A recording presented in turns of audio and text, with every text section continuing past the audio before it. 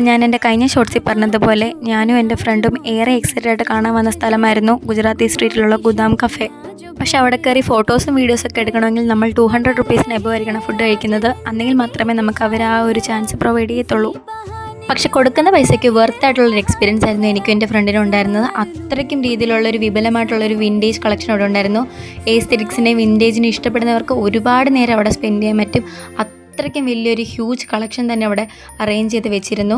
ഒരുപാട് നേരം എൻ്റെ ഫ്രണ്ടിനെ അവിടെ പിടിച്ചിരുത്തി ഞങ്ങൾ കുറേ നേരം അവിടെ ഫോട്ടോസും വീഡിയോസൊക്കെ എടുത്ത് അവിടെ തന്നെ നിന്നു. കാരണം ഞങ്ങൾക്ക് പോരാൻ കൂടെ അവിടെ നിന്ന് തോന്നില്ലായിരുന്നു, അത്രയ്ക്കും നല്ലൊരു ഇതായിരുന്നു. പിന്നെ പാസ്ത ബോക്സിൽ കയറി ഒരു മിൻലേമും കുടിച്ച് ഗുജറാത്തി സ്ട്രീറ്റിന് കുറച്ച് പോർഷൻസും കൂടെ ഞങ്ങൾ വീഡിയോസൊക്കെ ക്യാപ്ചർ ചെയ്ത് പിന്നീട് ഞങ്ങളൊരു ഊബറൊക്കെ വിളിച്ച് സൂഫി മന്തി പോയി ഒരു മന്തിയും കഴിച്ച് പിന്നീട് ബീച്ചിലും പോയി. ഞങ്ങൾക്ക് വീണ്ടും SME പോകേണ്ട ഒരു കാര്യം ഉണ്ടായിരുന്നു. ഊബർ വിളിച്ച് ഞങ്ങൾ വീണ്ടും SME ചെന്ന് ഇവിടുത്തെ കാര്യങ്ങളെല്ലാം കഴിഞ്ഞ് ഞങ്ങൾ ബസ്സും പിടിച്ച് വീണ്ടും വേറെ ഷോർട്സുമായിട്ട് കാണാം. അതുവരെ ബൈ.